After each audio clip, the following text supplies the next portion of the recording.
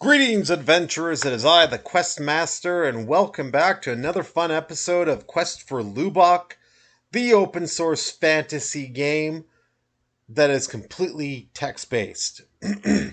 That's right, you heard me right. It's a text adventure, a game with nothing more than a black screen and white text. Consider it an interactive book, if you will. You see, so far I've been working on this game for, I don't know, it feels like a lifetime or so. And well, I decided to kind of work on a new area of the game, and I want to talk to you guys all about it because I think it's gosh darn golly good stuff. But anyways, I just want to say thank you for watching this video. Welcome back. If you like this kind of stuff that I'm doing, like, comment, share, subscribe, do all that stuff. You know, if you haven't been over to the website yet, it is questforlubok.org. You can find all my blog posts there. Follow me on Twitter, all that same stuff. All the stuff's in the description box below. But this new area, though, I'm actually really liking. It's a dark area. It's outside the burial grounds. So if you played the latest version, then you will know that the burial grounds are a dark, grimy, evil, cold place. Ooh, perfect for Halloween.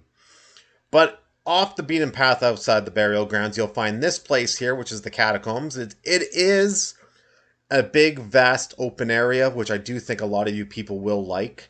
It is an area within where you find a lot of tombs.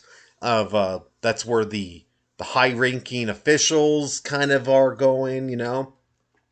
There you meet a lot of people. You find a mourner there, just like in the burial grounds. But you also find a strange person that lives there, who lost their minds and is now wandering around the area. You see a small little band of characters there too, which will bring about a nice new adventure to the player, which is you guys, which is really cool.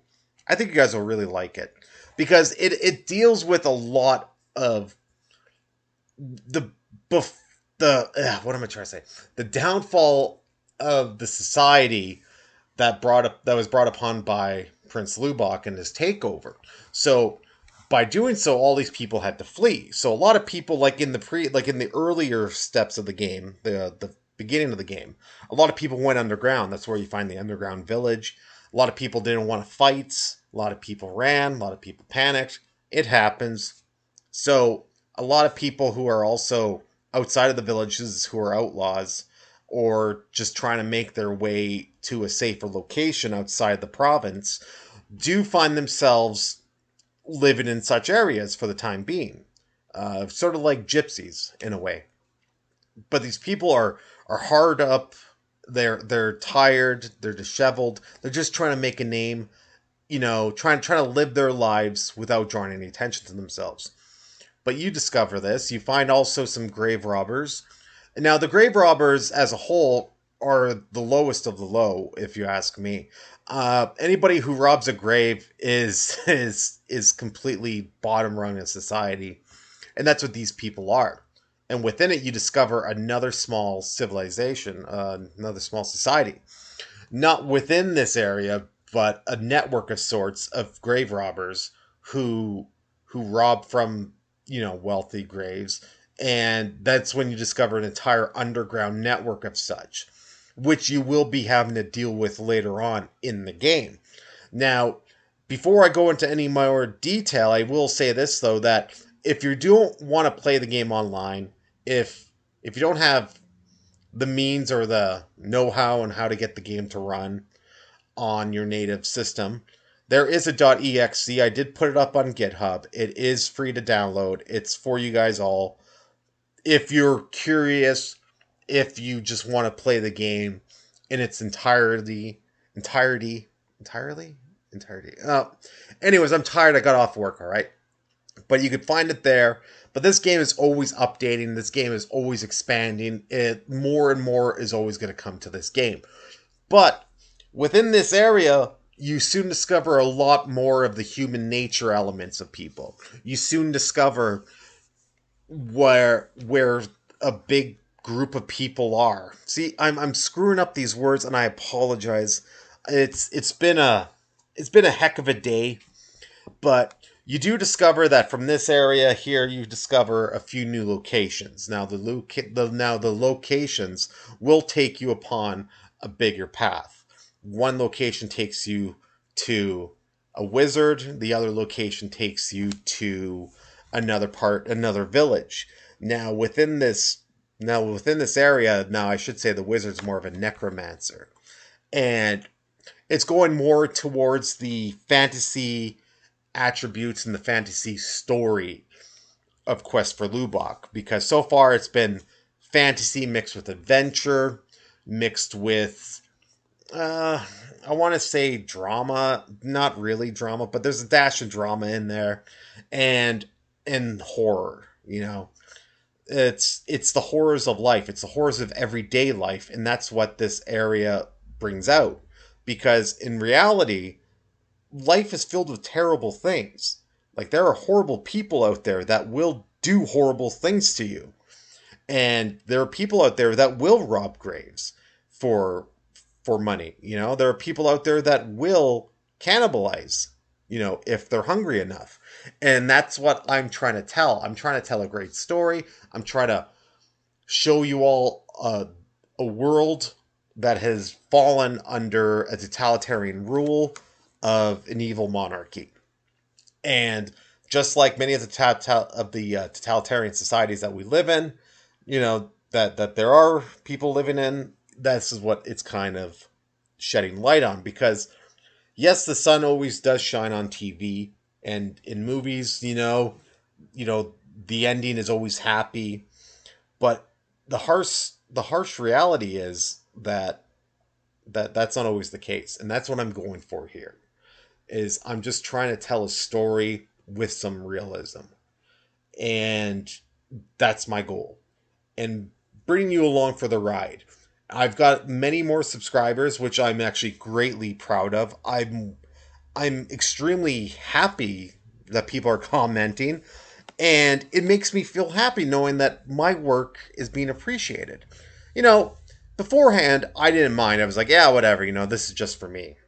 You know, Whatever. But now there are people that actually want to play the game, that are actually checking it out, enjoying it.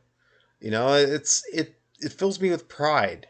And in a world like this, pride's hard to come by, I find. And whenever you create something wonderful that you believe is wonderful, that other people see and say it's wonderful too, that really makes me happy. With the way the world is, and with just the hectic notion of existing within a place like this, it's always good to know that there are other people out there that like what you're doing. Is all I'm trying to say. And so this area here, it starts off at room 490, and then it ends in room 1523. So that's 33 new rooms that I'm working on that will be released sometime this weekend. I'm hoping for Sunday. Uh, it will be released by Sunday, I'd say, because I got to add some characters, I got to add some interactive objects, some dialogue, all this stuff, just more to the story, and it's going to be pretty great. And once it's released on Sunday, you will see just what I'm trying to get at. Like, I know, like, I'm messing up some words here, I'm messing up some words there, but you know what? I work so much, and then I spend time with my family, and so this is all I could really do for the time being is slap together an episode once a week of me talking, and maybe write a blog post or two within a week's time, and then work on the game. Because a video doesn't take that long to do, but a blog post does. After I get off work, I come home, I do a blog post, and then I don't have much time to work on the game. So that's about it, right? And with Halloween coming around the corner, I'm actually quite excited about it, because Halloween to me is one of my favorite times of year, next to Thanksgiving. Just watching the horror movies, watching scary videos on YouTube, playing old video games that still drum up a lot of fright within you. It's always fun. And we can't lose that. We gotta keep ourselves entertained. We have to keep ourselves moving forward, because if we don't have hobbies, if we don't have dreams, then what are we? Mindless drones. And that's not the kind of world I want to live in, was with a world full of mindless drones that don't contribute to anything, you know? But alas, that's probably what this future of this planet's going to be. But with that being said, everybody, thank you so much for joining me here today. I'll put out another video or two this weekend. I'm going to put up a new blog post, which is going to be great. Thank you for watching this video. Like, comment, subscribe, and share these videos. Let's make Quest for Lubok one of the finest games out there. I know that's asking for a lot, but hey, it doesn't cost anything to dream now, does it? Take care, adventurers. Until next time.